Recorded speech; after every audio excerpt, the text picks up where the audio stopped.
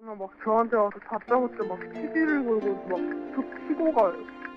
우리가 아무 잘못도 안 했는데 막 피고 걸면서 막 진짜 죽여버리겠다고 이러는 거예요. 그래서 무섭고. 이렇게 구타를 할 때 되게 무섭거든요. 제가 학교를 그만두고 싶고, 그러면 제가 전학을 가고 싶은데 또 그 상황은 또 다시 반복될까봐. 선생님은 혹시 알고는 계시나요? 알고는 있는데요. 이렇게 심한 일은 아직도 그 생각만 하면 아주 악몽이에요. 저는 자살하고 싶다는 그 생각밖에 안 들어요. 너무 불안해요. 지금.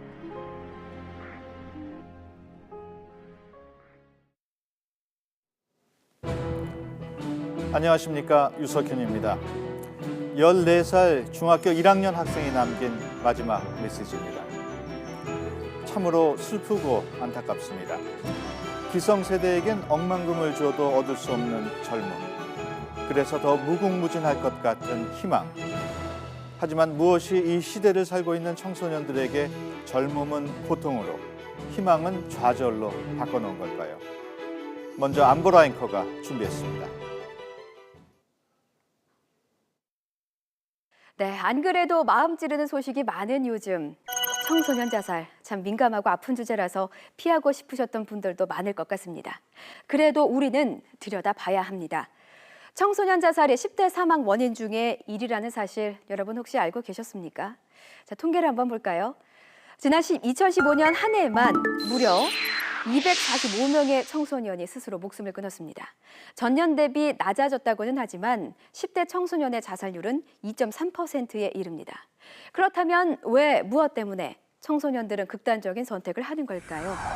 지난 4년 동안의 청소년 자살 원인을 분석한 결과입니다. 역시나 정신적, 신체적인 울타리가 무너진 것이 가장 큰 타격이었습니다. 가정 내의 갈등이 35%로 가장 높았고요. 이어서 성적 문제가 16%, 우울 같은 정서 문제가 그 뒤를 이었습니다. 하지만 여기서 더 주목해야 할 점은 바로 이겁니다. 이런 자살 충동을 느끼는 청소년들이 초중고 가릴 것 없이 모든 학년에 고루 분포하고 있다는 점인데요. 특히 지난해에만 초등학생 7명이 스스로 목숨을 끊었습니다. 청소년들의 자살 충동 경험이 증가하고 있다는 점에서 어른들의 더 깊은 관심이 필요한 상황입니다. 아이들은 더 이상 물러설 곳이 없고 어른들은 더 이상 외면할 곳이 없습니다. 여기 가장 사랑하는 아들을 잃은, 세상의 전부를 잃은 채 살아가는 한 아버지가 있습니다. 초여름 새벽 16살 대형군은 아파트 베란다에 섰습니다. 그리고 몸을 던졌습니다. 천만다행히 차 지붕 위에 떨어져 살았습니다. 그런데 피투성이가 된 몸을 다시 일으켜 아파트 옥상으로 올라갔습니다. 다시 몸을 던진 대형군은 그렇게 아프게 삶을 마감했습니다. 태은이가 죽었어. 그거 한마디를 하고 막 몫으로 퍼포스처럼 막 십사람이 우는데 땅이 꺼져버린다고. 그러니까 침대가 꺼져버리고 하늘이 무너져버린 것 같아. 내 몸이 없어져 버린 것 같아. 완전히 침도 마르고 물 한 모금도 마실 수 없고 꼼짝을 못 하겠더라고. 대형군은 고등학교 1학년, 새 학교에 전학 온 이후부터 폭력에 시달렸습니다. 이유는 없었습니다. 운동도 잘하고 인기도 많았던 대현이는 언제부턴가 아이들의 공격 대상이 됐습니다.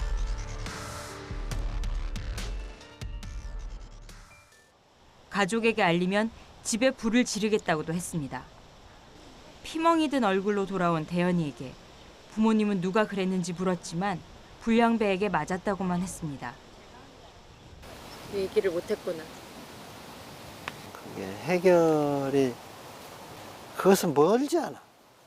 그런 것은 선생님이나 부모는 자기는 몰랐고 현실적으로는 자기를 위협하고 있는 그런 요소는 가까이 있기 때문에 그게 말해도 해결이 어렵다고 봅니다. 매일 전화로 불러내고 그때는 삐삐가 있었어. 불러내고 무슨 뭐 놀이터에서 때리고 뭐 노래방에 불러서 때리고 계속 그러는 것은 너무 감당하기 힘든 거지. 지옥 같았겠지. 그렇게 억울하게 아들을 보내고 나서 아버지는 학교를 찾았습니다. 그러나 학교에서는 대현이의 죽음은 학교 폭력 때문이 아니라고 했습니다. 아니, 학교 폭력 같은 건 존재하지 않는다고 했습니다. 대현이 아버님, 학교는 책임이 없습니다. 가해 학생, 부모, 그 누구도 사과 한마디 없었습니다. 대현아, 내 아들 대현아.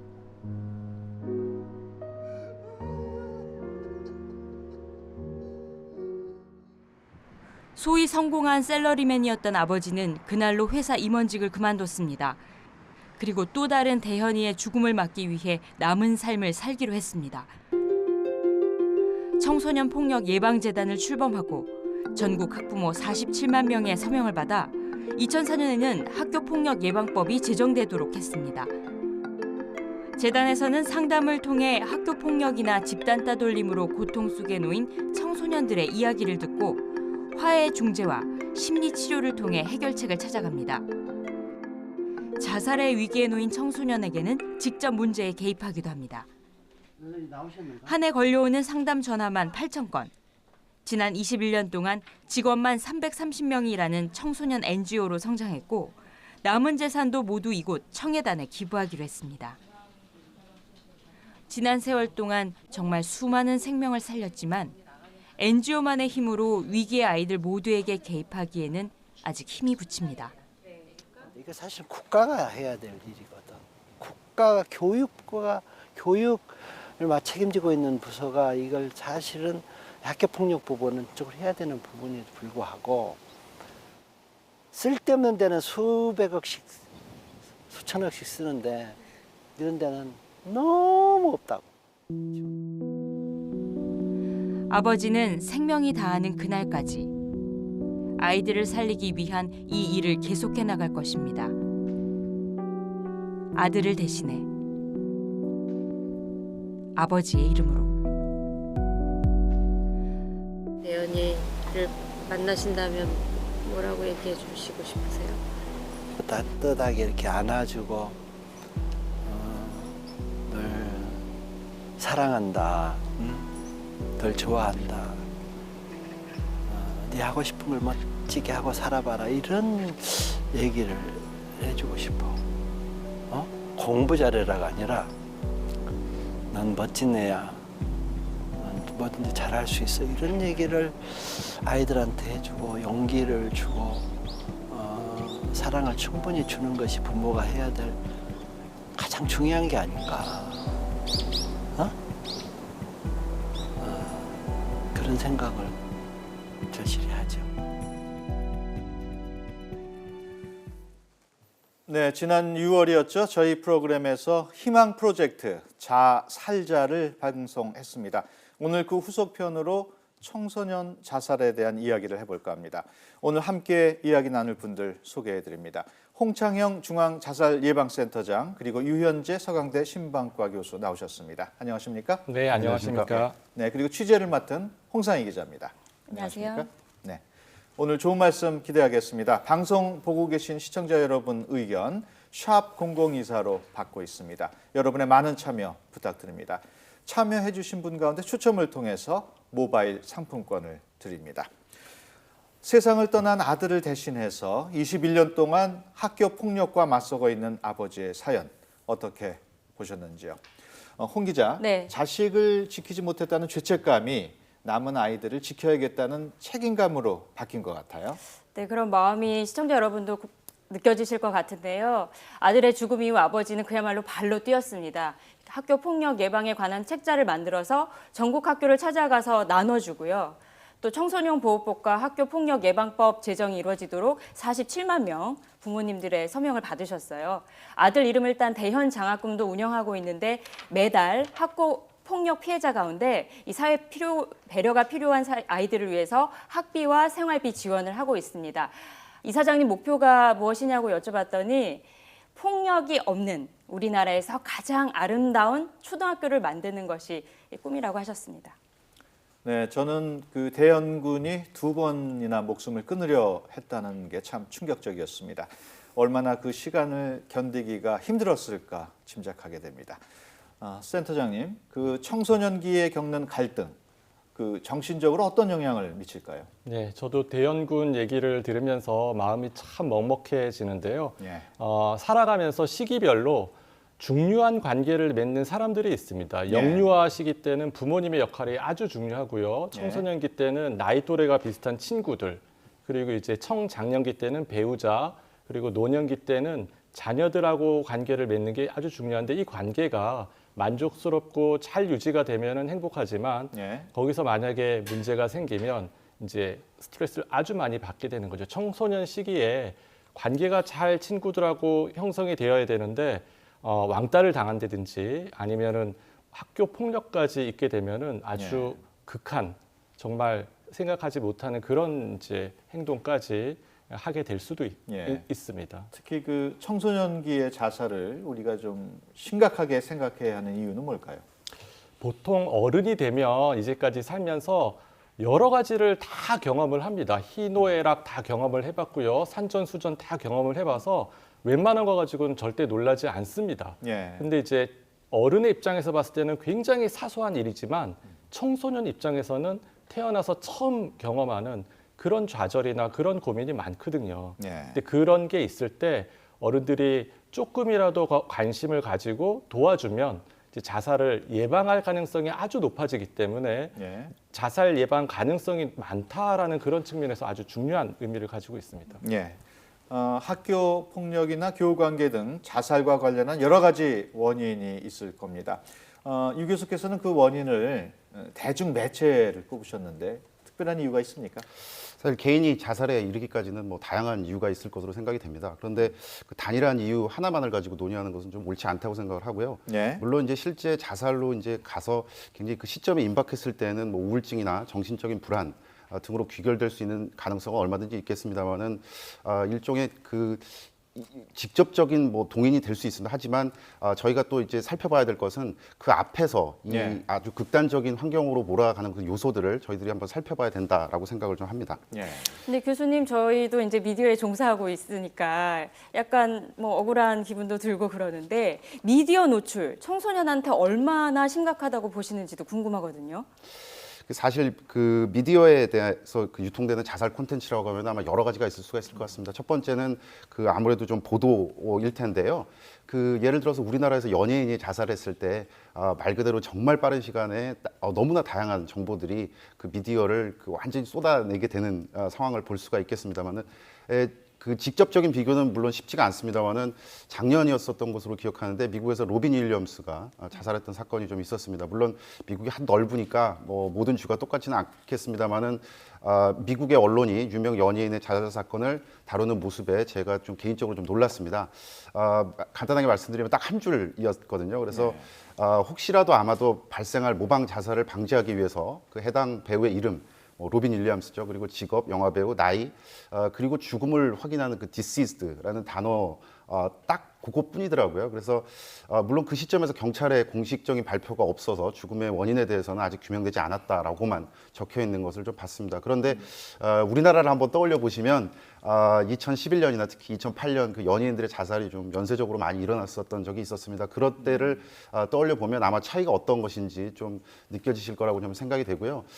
제가 기억하기로는 일부 방송사들은 거의 중계방송 수준으로 빈소 그리고 자살의 장소를 끝없이 내보내고 반복해서 보내고 또 그랬습니다. 그리고 경찰의 공식 발표 이전에도 이미 뭐 억측 뭐 이런 상황들을 다 반복해서 그리고 또 굉장히 감성적인 배경과 함께 보도를 했다라는 생각입니다. 그래서 대중들에게 무차별적으로 내놓았다는 게 좀 슬프고요. 실제로 그 최진실 씨 등 대단히 좀 지명도가 높았던 연예인의 자살 사건이 발생한 다음에는 그 베르테르 효과라고 하죠. 모방 자살 비율이 굉장히 많이 치솟아 올랐던 것을 관찰할 수 있었습니다.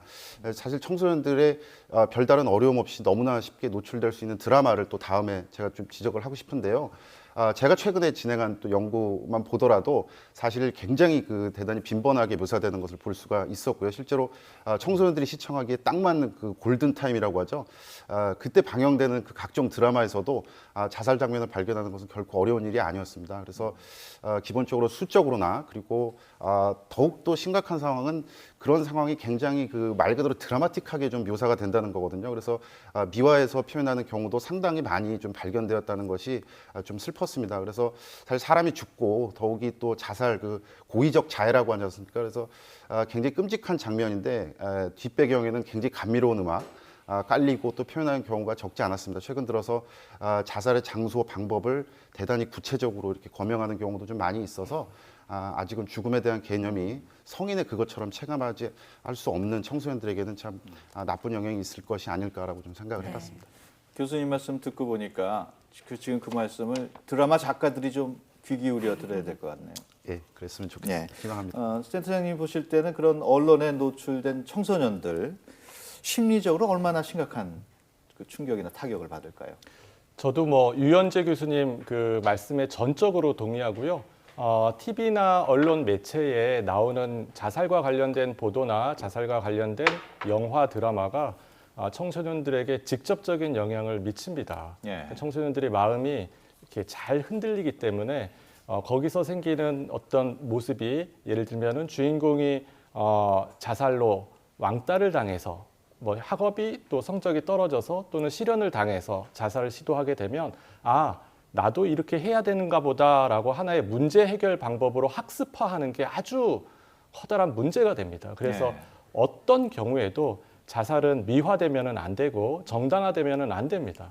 조금 더 말씀을 드리면 이 기회에 TV나 방송에서 담배를 피우는 장면이 모자이크 처리가 되고 강도가 들고 있는 칼이 모자이크 처리되는 것처럼 자살과 관련된 선정적인 보도가 나가는 또는 자살과 관련된 그런 드라마 장면이 나가면 외적인 규제를 통해서 그게 잘 나오지 않도록 그렇게 되면 좋을 것 같아요. 만약에 이런 외적인 제한이 규제가 안 된다면 작가협회 스스로 우리가 앞으로는 드라마 1회기, 2회기 할 때 자살을 하고 그래서 주인공이 회상을 하고 이렇게 전개되는 아주 상투적이고 아주 선정적인 거 우리 하지 맙시다. 우리가 이런 거 하는 것 자체가 우리 스스로 문화적 상상력이 얼마나 빈곤한 건지를 보여주는 겁니다 하고 어느 작가님이 선언을 했으면 좋겠습니다. 예, 알겠습니다. 저희 기자들도 신중하게 자살 보도하도록 노력하겠습니다. 아예 안 하는 게 좋을지도 모르겠어요. 네, 안 하겠습니다. 예.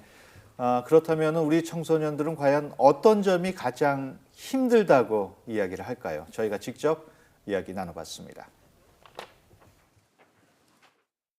정말 힘들었을 때 정신적으로 너무너무 힘들어서 다 놓고 싶을 때 조금만 버티면 돼, 조금만 고생하면 돼. 난 이 말이 너무 싫었거든. 그러니까 진짜 공부도 열심히 하고 집중도 계속 하는데 내가 너무 한심한 거여서 집에 가다가 진짜 여기서 그냥 한번 죽어버리면 진짜 인생 편하게 살 텐데 그냥 다 끝날 텐데 라는 생각을 한 번쯤 했던 것 같아.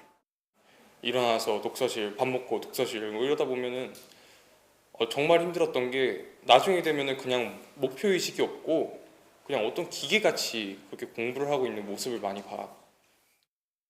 한 사람만 있으면 안 죽는다는 얘기를 많이 하더라고요. 단 한 사람.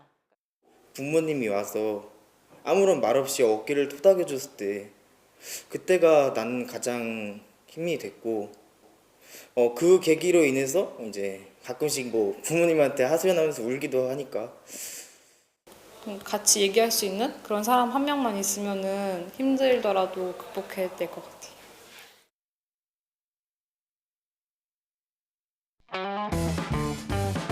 오늘의 신문고 돌발 퀴즈. 보건복지부가 자살 예방을 위해 제안한 인사법으로 주위 사람들의 작은 관심을 이끌어내는 이 말은 무엇일까요? 1번 괜찮니? 2번 몇 등이니? 3번 학원 다녀왔니? 정답을 아시는 분은 샵 0024로 보내주세요. 10분께 상품권을 보내드립니다. 많이 참여해주세요. 네, 청소년 여러분들, 여러분을 소중히 아끼고 또 사랑하고 좋아하는 사람이 곁에 있다는 사실 꼭 기억하시기 바랍니다. 홍 센터장님, 역시 우리 청소년들의 가장 큰 고민이랄까 이런 게 학업인 것으로 보입니다. 이렇게 힘들 때 곁에 있는 사람들한테 뭐 자연스럽게 의지를 해야 할 텐데 그렇게 된다면 주변에 있는 사람들의 역할 아주 중요할 것 같아요. 맞습니다. 살면서 누구나 통과 의례처럼 해야 되는 일이 있습니다. 과업이 있다는 건데요. 네. 학생은 학업이 될 거고 청장년 시기에서는 이제 직업 생활이 될 텐데 누가 좋아가지고 공부를 하고 누가 좋아서 즐거운 마음으로 일하는 사람은 별로 없을 거예요. 물론 있겠지만 스트레스를 항상 받는다는 건데 문제는 이런 스트레스를 받고 심한 얘기를 들었을 때 좌절했을 때 옆에서 일어나게끔 도와줄 수 있는 조력자가 옆에 있어야 된다는 거죠. 예. 누군가 이렇게 도와주는 사람이 있으면 설령 스트레스를 많이 받아서 쓰러지더라도 넘어지더라도 벌떡 일어날 수 있는 그런 역할을 할 수가 있습니다. 근데 사실 엄마나 아빠, 친구들이 홍 선생님처럼 다 정신과 전문이거나 상담 전문가가 아니잖아요. 저도 아이를 키우고 있으면서 궁금한 점이 많은데 아이가 많이 힘들어 보일 때 대화는 어떻게 이끌어가야 되는지 또 너무 또 심해 보일 때는 과연 어떤 치료를 받아야 될지 잘 모르는 분들이 많으실 것 같아요. 일반인들이 전부 다 정신과 의사가 될 필요는 없고요. 그렇게 하기는 너무 힘든데요. 그냥 3마리 동물을 생각하면 좋을 것 같아요. 독수리, 여우, 곰을 떠올려 보세요. 그러면 독수리의 눈을 가지고 우리 아이가 어떤 상태에 있는지, 어떤 감정 상태에 있는지, 오늘 우리 아이가 100점 만점 중에 마음이 몇 점인지, 60점인지, 70점인지, 만약에 무슨 문제가 있는 건지 이렇게 잘 평가하는 게 독수리의 눈이라면 그러면은 여우의 지혜를 가지고 문제 해결 방법을 찾아야 됩니다. 이것을 상담소를 찾아가야 되는 건지 아니면 그냥 푹 쉬기만 하면 되는 건지 학교 선생님을 만나야 되는 건지 그런 방법을 찾아야 되고요. 마지막으로 이제 이런 부분을 곰처럼 아주 끈질기게 지속적으로 해나가야 된다는 거죠. 한 번만 얘기하고서 우리 이렇게 하자라고서 이례적으로 끝나면 안 되고 자녀분들하고 한 약속은 꼭 지키고 계속 지키면서 문제가 어떻게 해결되는지 잘 봐야 된다는 거죠. 예, 알겠습니다. 그렇다면 아이들의 속마음을 어른들이 빨리 알아낼 수 있는 방법은 없을까요? 홍상희 기자, 네. 자살을 생각하는 청소년들이 보내는 신호가 있다면서요? 네, 언어적 신호도 있고요. 행동으로도 알 수 있고요. 또 상황으로도 알 수 있습니다. 청소년과 성인이나 노인 자살 시도자와 다른 점으로 꼽을 수 있는 것이 많은 청소년들은 행동에 옮기기 전에 신호를 보낸다는 점입니다. 청소년의 SOS 신호 3가지로 나눠봤는데요. 언어적 신호 먼저 보겠습니다. 학교가 지옥 같아요. 이제 정말 끝내고 싶어. 너무 외롭다. 나는 쓸모가 없어. 이런 부정적인 말을 자주 하는 것도 지금 도움이 필요하다는 메시지로 해석할 수 있습니다. 행동으로는 어떤 변화가 있는지 볼까요? 청소년들이 SNS 많이 쓰죠. 여기 자신 소개 문구가 있어요. 이걸 부정적인 내용으로 바꾼다든가 인터넷에서 자살 방법을 검색한다든가 자기가 소중히 여기던 물건을 나누어주는 행동 혹은 죽고 싶다는 말을 어딘가 쓸 수도 있습니다. 상황으로도 판단할 수 있는데요. 외모에 대한 관심이 갑자기 없어져 보인다든가 학교 성적이 크게 나빠지고 식욕이 없어지면서 건강이 악화되면 그것도 뭔가 문제가 있다는 신호겠죠. 모든 청소년들이 이런 신호를 보이는 것은 아닙니다. 그러나 부모님이나 선생님, 친구들이 보기에 이런 변화가 있다면 상황을 그냥 넘길 것이 아니라 주변에 알려서 도울 방법을 꼭 찾아봐야 한다는 것 기억해 주셨으면 합니다. 유 교수님, 이 TV나 영화 같은 미디어 매체도 그렇지만 최근 대부분 청소년들이 SNS 많이 쓰잖아요. 이런 영향도 상당한 것 같은데 얼마나 많이 영향을 받는지도 궁금하거든요. 사실 SNS의 역할은 제가 무섭다라는 단어를 좀 쓰고 싶습니다. 아까 말씀드린 것처럼 청소년에 대한 그 여타 미디어의 영향력도 결코 무시할 수 없는 수준은 맞습니다만은 SNS의 경우 특히나 그 지금 우리나라의 청소년들에게는 대단히 치명적으로 기능할 수도 있구나라는 생각을 좀 해봅니다. 자살을 떠올리는 그 청소년들 일단 자살에 대한 허용성이 좀 높았다고 얘기를 하는데요. 일정 부분 높아진 그 청소년들에게 SNS는 굉장히 그 중요한 요소를 제공한다라고 생각을 합니다. 가장 치명적인 역할은 일단 자살을 결심하고 시도하는 단계에서는 뭐 어리석지만은 뭔가 이런 그 행동에 용기가 일정 부분 좀 필요합니다. 기본적으로 무섭죠. 그래서 정신적으로나 육체적으로 자신에게 위해를 가하는 근데 뭐 두렵지 않은 청소년, 뭐 어른이 어디 있겠습니까? 그런데 예를 들어서 동반 자살 사이트나 그 카페 등에서 접속하거나 회원이 들어서 활동할 경우에는 소위 그들이 말하는 그 뜻을 같이 하는 동료가 생기게 되는 겁니다. 이 같은 동료들과의 시간은 자연스럽게 그 자살 행동에 대한 두려움의 수위도 좀 낮춰주지 않을까라는 생각을 한번 해봅니다.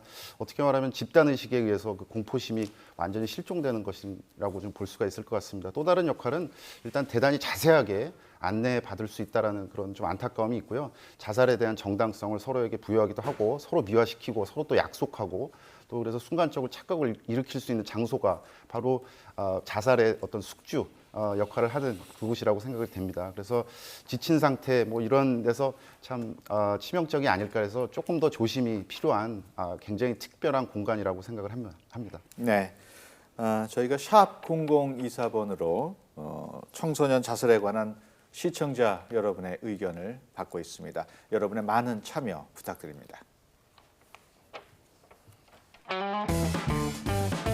오늘의 신문고 돌발 퀴즈. 보건복지부가 자살 예방을 위해 제안한 인사법으로 주위 사람들의 작은 관심을 이끌어내는 이 말은 무엇일까요? 1번 괜찮니? 2번 몇 등이니? 3번 학원 다녀왔니? 정답을 아시는 분은 샵 0024로 보내주세요. 10분께 상품권을 보내드립니다. 많이 참여해주세요. 네, 시청자 문자 살펴보겠습니다. 이렇게라도 관심 갖고 아이들에게 희망을 보여주십시오. 국민신문고로 도착한 많은 의견들 하나하나 살펴보도록 하겠습니다. 자, 먼저 3922님입니다. 10대 사망 원인 1위가 자살이라니 미처 피지도 못하고 진 아이들이 너무나 안타깝다는 의견. 또 9323님은 입시지옥 말만 하면서 아이를 내버려 둔 것이 아닌가 뜨끔합니다. 이렇게 안타깝고 아쉽고 반성하는 시청자들도 많았고요. 또 어려움을 겪는 사람들을 위한 제도적인 장치가 필요하다는 의견들도 많이 들어오고 있습니다. 자, 8374님은요, 지인 중에 아이를 잃은 분이 있으시다고 합니다. 아이를 도와주지 못한 유가족도 죄인 아닌 죄인이 되더군요. 유가족을 위한 치료법도 필요하다는 의견. 또 1460님은 이 시간에도 어디선가 방황하고 있을 아이들이 있겠죠. 힘든 아이들이 좀 더 쉽게 SOS를 보낼 수 있도록 장치를 마련해 달라는 적극적인 제도 마련을 촉구하는 시청자들의 의견이 정말 많았습니다. 여러분의 의견 샵 0024로 계속해서 받고 있습니다. 자, 우리의 아이들은 지금도 소리 없는 아우성을 치고 있습니다. 어디선가 위기의 신호를 보내고 있을지도 모릅니다. 우리가 해줄 수 있는 건 무엇일까요? 거창한 게 필요하지 않습니다. 아이가 혼자라고 느낄 때 단 5분, 단 1분만이라도 아이를 안아주십시오. 기적의 꽃이 여러분의 손에서 그리고 아이들의 가슴에서 피어날 겁니다. 여기 기적을 이뤄낸 한 왕따 소녀가 있습니다. 시름에 가득 찬 글이 올라왔습니다. 학교가 싫어요. 고민을 말할 사람도 없어요. 공부도 친구들도 다 없었으면 그냥 제가 없어져 버렸으면 좋겠어요. 얼마 지나지 않아 마음을 담은 글이 잇따릅니다.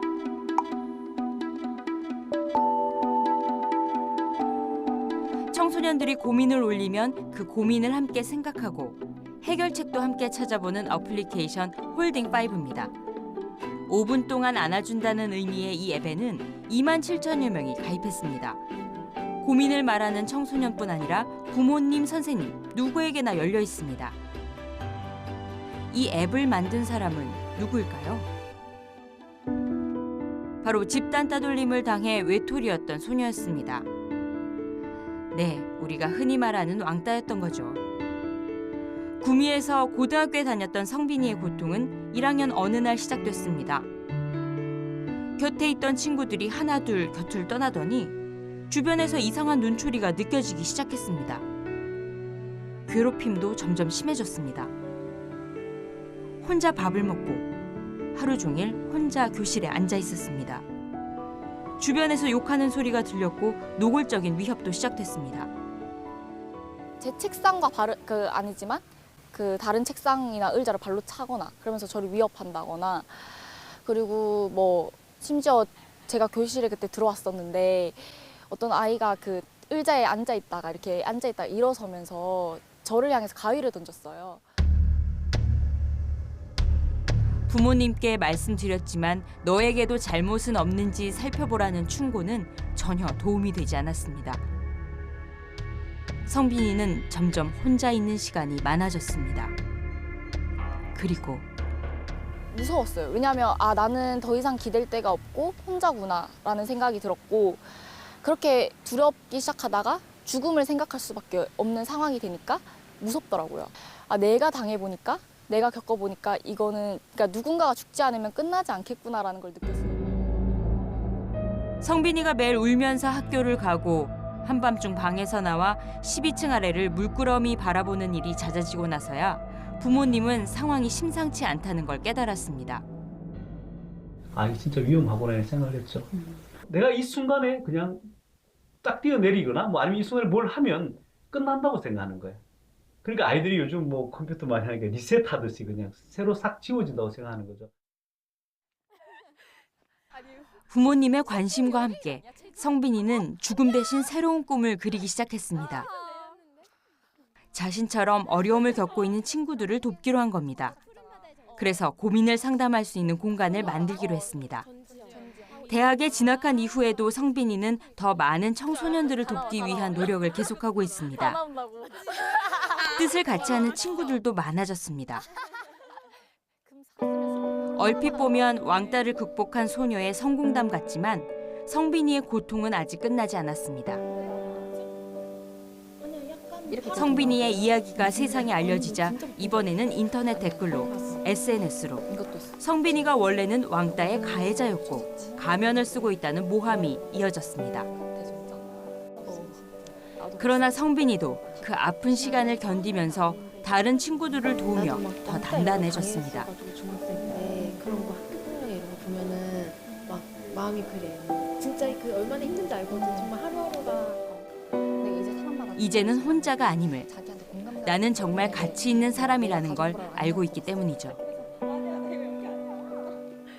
세월호가 있고 난 이후에 어른들이 가장 많이 했던 이야기가 뭐냐 하면 지켜주지 못해서 미안하다는 이야기였어요. 성빈이가 하는 이야기가 우리가 정작 필요한 그 시점에 우리가 손을 내밀었을 때는 외면한다는 거예요. 이게 그 아이들이 보는 기성세대의 모습이에요. 저는 일단 끝이 있다는 걸 말해주고 싶어요. 그리고 언젠가는 끝이 있고 또 그 속은 우물안 개구리처럼 얼마 안 된다. 정말 너를 이 세상에서는 많은 사람들이 응원해주고 격려해준다라는 것도 알아줬으면 좋겠어요.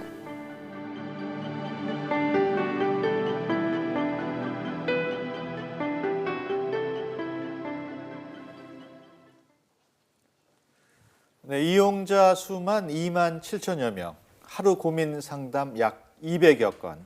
왕따였던 한 청소년이 만든 어플은 이제 모든 사람들의 위로가 되고 있습니다. 센터장님, 이렇게 위로를 받고 또 정신적으로 고민을 나누고 아무래도 큰 힘이 되겠죠? 맞습니다. 그 전문가가 하지 못하는 일을 성빈 양이 해낸 거 보면 참 대단하다라는 생각이 들고요. 자살을 하기 전에 풍선이 점점 커져서 뻥 터지는 것처럼 그런 시기가 있습니다. 그래서 풍선의 바람을 계속 빼주는 역할이 위로를 해주는 역할이다 이렇게 생각을 하시면 좋을 것 같고요. 문제는 우울감의 정도가 어느 정도 되는지가 일반인이 알기가 참 어렵다는 거예요. 예를 들면은 기침이나 가래를 했을 때 이게 그냥 가벼운 감기일 수도 있고 폐렴일 수도 있고 폐암일 수도 있는데 감기는 그냥 가만히 있으면 저절로 낫습니다. 근데 폐렴은 항생제 치료를 해야 되고 폐암은 수술을 해서 환부를 도려내야 되거든요. 마찬가지로 우울감이 있을 때 이것이 전문가랑 상담을 해야 되는 정도인지 아니면 약물 치료를 해야 되는 정도인지 그런 것을 잘 판단하기 위해서 학교의 상담 선생님의 도움 그리고 만약에 조금 더 나아가면은 상담 치료사 또는 정신건강의학과 의사를 만나는 그런 방법을 사용하는 게 중요합니다. 예. 그렇다면 현재 우리 정부에서는 어떤 대안들을 내놓고 있는지 궁금합니다.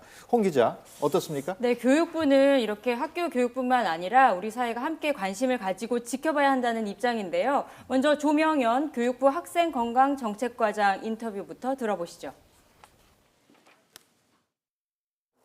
이제 저희가 자살 예방과 관련해서는 첫 번째는 학교에서 생명존중 교육을 관련 교과에서 실시한다. 그리고 그거 외에도 학교에서는 좀 선생님들에게 아니면 그 친구들에게 얘기하는 것들이 뭐냐면 좀 조기에 그런 징후가 있는 아이를 발견할 수 있는 방법은 없을까라고 하는 부분에 하나를 초점을 맞추고 있고요.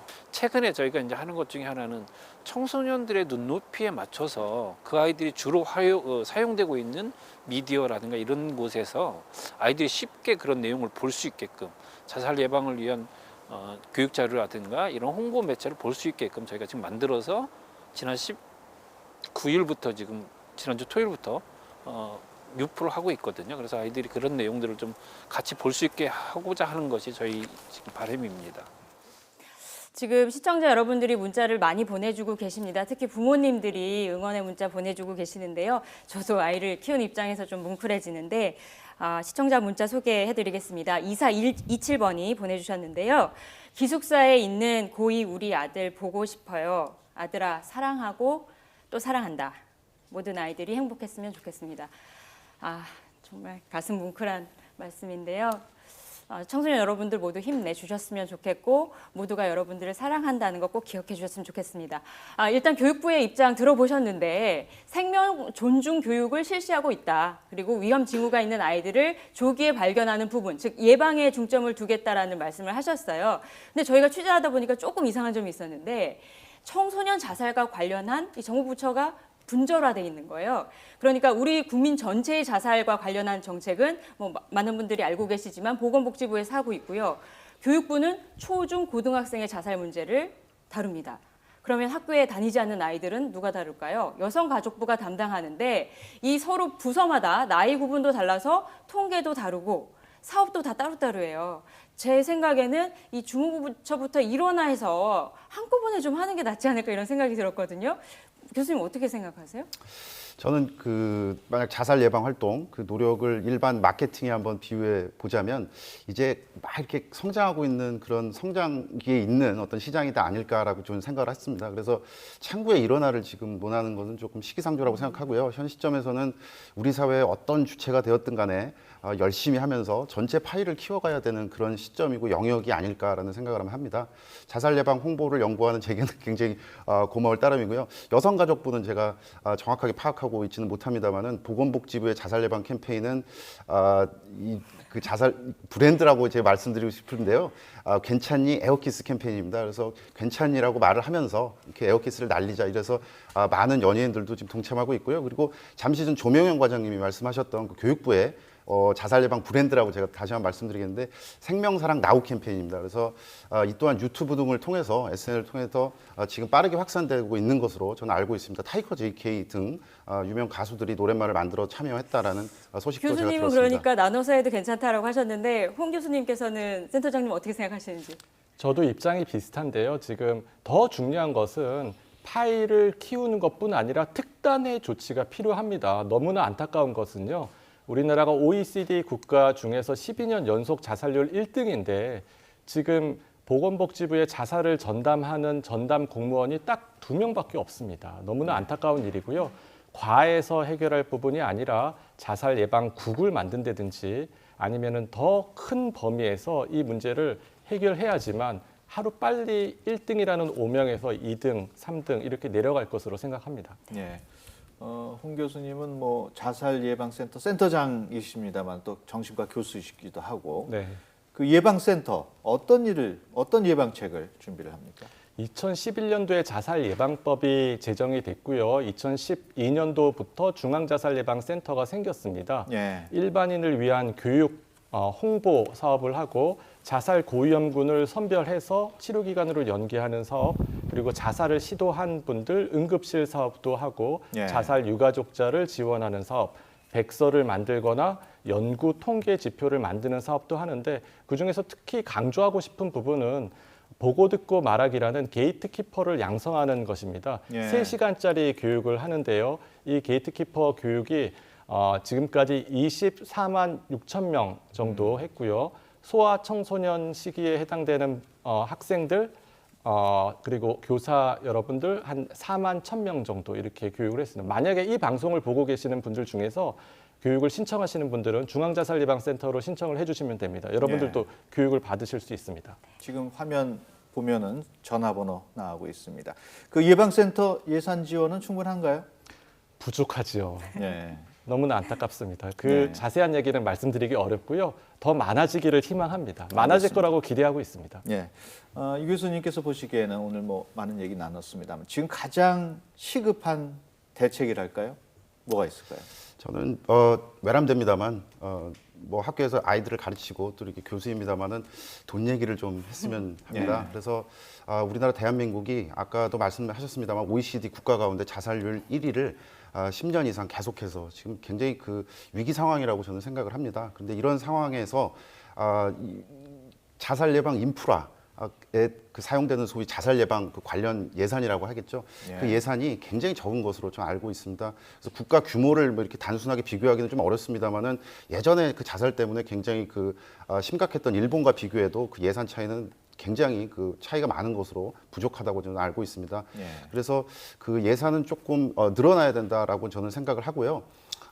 예를 들어서 청소년 대상 자살 예방 공익 광고라든가 아니면 이벤트라든가 자살 관련 미디어 콘텐츠에 대한 어떤 그런 교육이라든가 이런 워크숍들에 조금 더 쓸 수 있는 돈이 좀 많아졌으면 좋겠다라는 생각입니다. 그래서 예산이 확보되면 저도 재능 기부하면서 활동을 할 수 있도록 노력하겠습니다. 예, 알겠습니다. 자살은 어느 개인의 비극적인 이야기가 아닙니다. 우리 사회의 구조적인 문제 그리고 구성원 모두가 함께 해결해 나가야 할 숙제인 것 같습니다. 오늘 함께해 주신 세 분 고맙습니다. 감사합니다. 감사합니다. 네. 오늘 퀴즈 정답자 공개해 드립니다. 보건복지부가 자살 예방을 위해서 제안한 인사법으로 주변에 작은 관심을 불러일으키는 이 말은 무엇일까요? 를 묻는 질문이었는데요. 정답은 1번 괜찮니?입니다. 지금 화면 하단에 밑에 정답자 나가고 있습니다. 참여해 주신 분들 고맙습니다.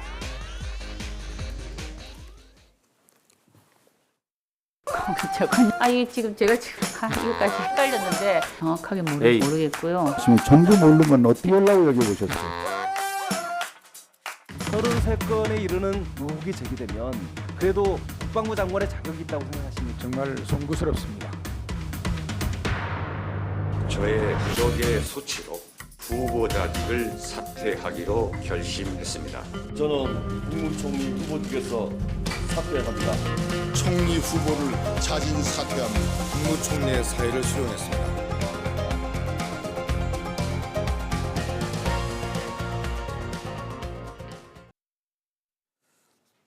아프니까 청춘이다라는 말이 유행한 적이 있었습니다. 하지만 이 말도 청소년들에게는 가끔 부담이 된다고 합니다. 어른들이 먼저 경험했다는 이유로 아이들의 아픔을 이해하기보다 별일 아닌 일로 치부하고 무시했던 건 아닐까요? 오늘 밤 우리의 아이들에게 얘들아 괜찮니? 하고 따뜻한 한마디 건네보시기 바랍니다. 국민신문고 저는 다음 주에 뵙겠습니다. 얘들아 안녕.